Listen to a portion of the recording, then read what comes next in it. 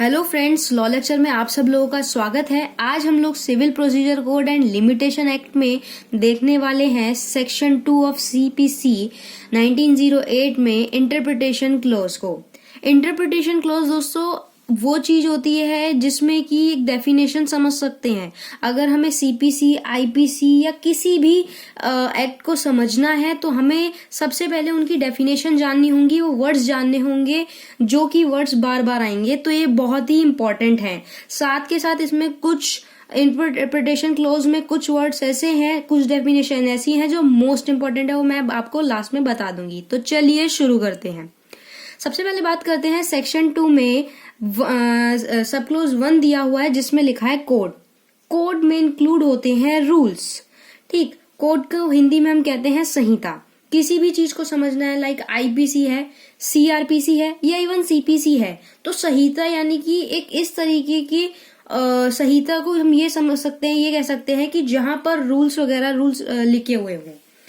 दूसरी बात करते हैं डिक्री की। तो डिक्री को हिंदी में कहते हैं आज्ञापति। इसका मतलब होता है कि कोर्ट की तरफ से जो एक एडजुडिकेशन होगा वो नंबर 1 क्या होगा, एक फॉर्मल एक्सप्रेशन रहेगा, डिटरमाइंस द राइट रहेगा पार्टीज के लिए, और एक जो नेचर होगा वो कंक्लूसिव नेचर होगा जिसे हम डिक्री कहते हैं। अब डिक्री में क्या चीज होती है, डिक्री में इंक्लूड होते हैं rejection of a plaint is decree. कौन से वर्ड इंक्लूड नहीं होते हैं, तो any adjudications from which an appeal lies, जो कि अपील लाइज होते हैं वो इंक्लूड नहीं होते डिक्री में। दूसरा जो डिसमिसल एक फॉर डिफॉल्ट होते हैं, लाइक पार्टी है और पार्टी प्रेजेंट ही नहीं हुई है तो वहां पे क्या होगा, डिसमिस हो जाएगा, तो वो डिक्री में ऐड नहीं होगा, इंक्लूड नहीं होगा।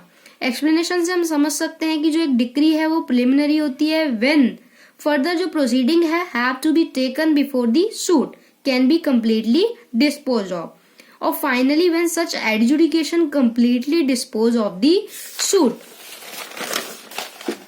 It may be partly preliminary and partly finally.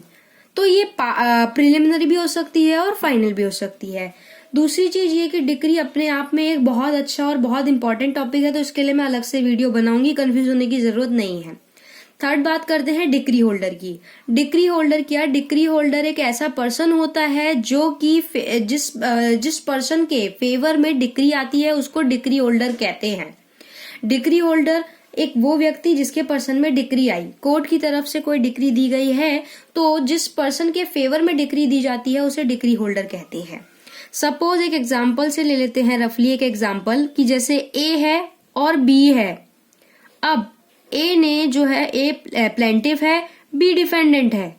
अगर कोर्ट का जो डिक्री है वो प्लेंटिफ के फेवर में आई तो यहाँ पे प्लेंटिफ डिक्री होल्डर है, और डिफेंडेंट के फेवर में आई तो डिफेंडर की डिक्री होल्डर है। ऐसा नहीं है कि डिक्री होल्डर कोई एक ही पार्टी हो सकती है, वही पार्टी होगी जिसके फेवर में डिक्री आएगी। ये भी एक थोड़ा सा इंपॉर्टेंट है। फोर्थ वन देखते हैं डिस्ट्रिक्ट। डिस्ट्रिक्ट का मीन होता है जो लोकल लिमिट है जुरिडिक्शन की of a principal civil court of original jurisdictions hereinafter a district court and include the local limits of the ordinary original civil jurisdiction of a high court. इनका जो jurisdiction सबका होता है वो overall high court में रहता है, लेकिन एक जो लोकल लिमिट्स होती है डिस्ट्रिक्ट लेवल की वो डिस्ट्रिक्ट कोर्ट के अंदर इंक्लूडेड होती है। इनका जुरिडिक्शन की जो लिमिट होती है वो लोकल लिमिट्स तक के अंदर में ही रहती है। Fifth one is foreign court. Foreign court वो कोर्ट होते हैं जो कि सिचुएट करते हैं आउटसाइड इंडिया के, और ये स्टैब्लिश नहीं होते यहाँ पे, ना ही ऑथराइज होते हैं सेंट्रल गवर्नमेंट के। ऐसे कोर्ट फॉरेन कोर्ट कहलाते हैं। फॉरेन जजमेंट, ऑब्वियसली बात है, फॉरेन जजमेंट वो जजमेंट होती है जो कि फॉरेन कोर्ट द्वारा दी जाती है। इसे हम समझ सकते हैं सेक्शन 14 या सेक्शन 44A के थ्रू। उसके बाद बात करते हैं government pleader. One of the most important definition और अच्छे से समझने वाली चीज है गवर्नमेंट प्लीडर। गवर्नमेंट प्लीडर एक ऐसा ऑफिसर, गवर्नमेंट प्लीडर में इंक्लूड होते हैं इस तरीके के ऑफिसर जो कि अपॉइंटेड होते हैं बाय द स्टेट गवर्नमेंट, जो कि परफॉर्म करते हैं ऑल और any of the function expressly impose by the court on the government pleader. Also any pleader acting under the direction of the government pleader. Example, assistant government जो advocate होते हैं वो government pleader के under मतलब include होते हैं। उसके बाद बात करते हैं जज। जज, क्योंकि हम सीपीसी पढ़ रहे हैं तो सिविल कोड की ही बात करेंगे। जज मतलब वो व्यक्ति, वो प्रिसाइडिंग ऑफिसर होता है जो कि सिविल कोर्ट में प्रिसाइड करता है, उसे हम जज कहते हैं। जजमेंट, जजमेंट को भी जरा इम्पोर्टेंट है, उसे ध्यान से देखना। जजमेंट मतलब कि वो स्टेटमेंट जो कि दी गई है, गिवन बाय द जज on the ground of decree और ऑर्डर।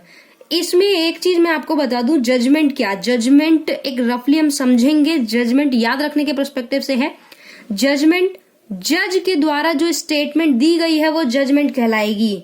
वो डिक्री भी हो सकती है, अब वो किस रूप में होगी, वो डिक्री के रूप में भी हो सकती है, वो ऑर्डर के रूप में भी हो सकती है। तो डिक्री, जजमेंट और ऑर्डर तीनों अलग चीजें हैं, इनको एक में मिक्स मत करना।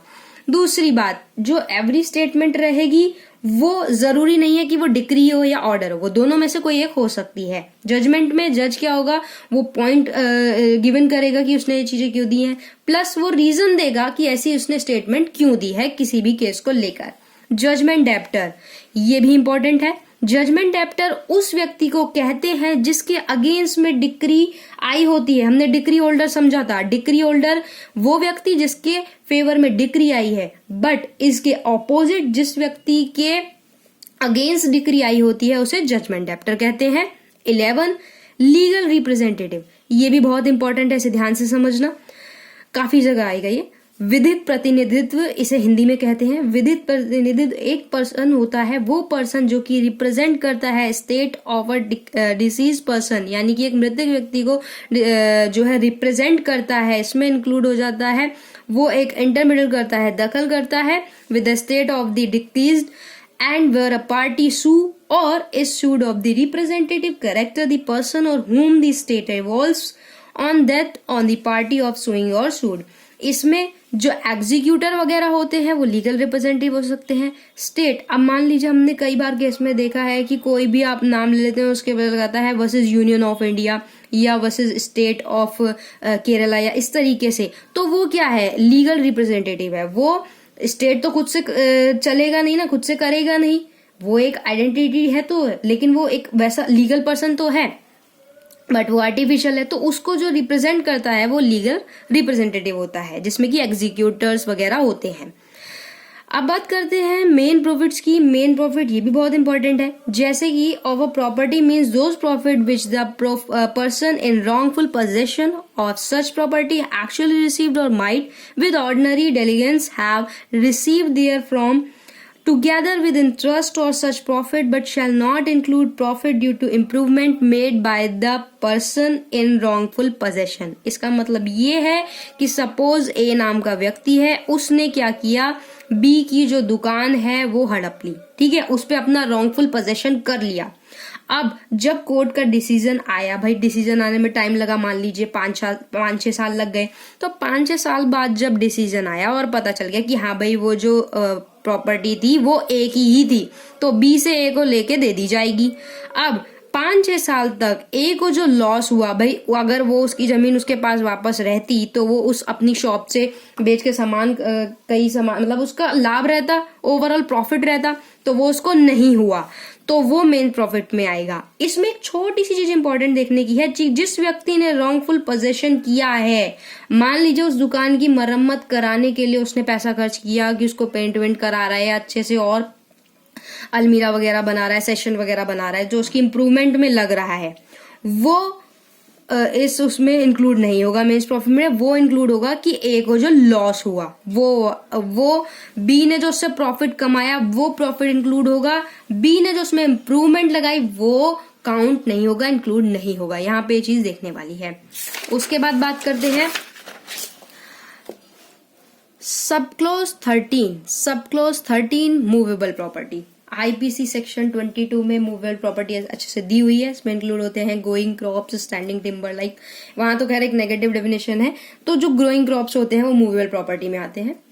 ऑर्डर भी इंपॉर्टेंट है। Order means the formal expression of any decision of a civil court which is not a decree, जो कि डिक्री नहीं होते, ठीक है, ऑर्डर दे दिया। अब मान लीजिए फाइनल जजमेंट नहीं आया है, फाइनल जजमेंट आने के बाद ही केस खत्म होता है, ऑर्डर आता है तो ऑर्डर पे केस खत्म नहीं हो जाता है, और ऑर्डर सबसे मेन चीज एक ये है कि ये जो है रिटन बाय क्लर्क भी होता है, बट साइन बाय गवर्नमेंट रहता है, उसका ही साइन रहता है, पर रिटन बाय जो है क्लर्क वगैरह रहेगा। ऑर्डर कोर्ट के थ्रू दिया जाता है, एक फॉर्मल एक्सप्रेशन होता है कोई भी डिसीजन देने के लिए ऑफ अ सिविल कोर्ट। अब बात करते हैं प्लीडर, बहुत इंपॉर्टेंट है ये भी। Pleader means any person entitled to appear and plead for another in court and includes an advocate, a वकील and an attorney of a high court। Pleader को जो है अपॉइंटेड कैसे किया जाता है, ऑर्डर नंबर 3 रूल नंबर 4 में ये गिवन है कि कैसे उसका अपॉइंटमेंट वगैरह होता है।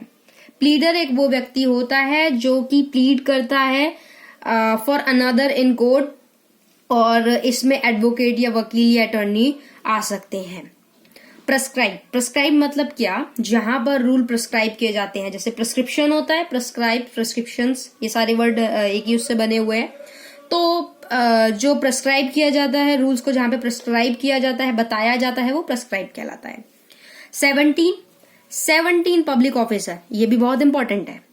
अब पब्लिक ऑफिसर में कौन कौन से person, public officer means a person following under any of the following description, namely दिए हुए हैं, एवरी जज, every member of all India services, every commission and gazetted officer in the military, navy, air force of, मतलब union में 3 है ना, while serving under the government. 4 point है इसका, every officer of a court of justice whose duty it is as such officer to investigate or report or any matter of law or fact, or to take charge or dispose of any property, or to execute any judicial process, or to administer any oath or interrupt, or to preserve order in the court, and every person is specially authorized by a court justice to perform any such duties। ये व्यक्ति जो है public officer के अंदर में आते हैं। ठीक, अब एक और चीज है, एवरी पर्सन जो कि होल्ड किया हुआ है office by which he is empowered to place to keep any person in confinement, और retirement government officer, liquidator, chairman of municipal, ये पब्लिक ऑफिसर में इंक्लूड नहीं होते हैं। तो जान लिया कि कौन कौन से इंक्लूड होते हैं, नहीं होते हैं। 18 रूल्स पहले हम समझ चुके हैं। सबसे पहले पे rules mean from contained in the first schedule में यहाँ पे गिवन है, मेड हुए हैं under section 122, under section 125, share in incorporation and sign, इस तरीके से इंटरप्रिटेशन क्लोज किए 20 पॉइंट्स हैं। मोस्ट इंपॉर्टेंट है decree, order, judgment, decree holder, legal representative, public officer, foreign judgment और मेंस प्रॉफिट। बहुत इंपॉर्टेंट है ये। और सबसे इंपॉर्टेंट बात यह है कि डिक्री, ऑर्डर, जजमेंट, इन तीनों में कंफ्यूज होने की जरूरत नहीं है, तीनों अलग अलग हैं। इस पर हम नेक्स्ट से वीडियो बना देंगे।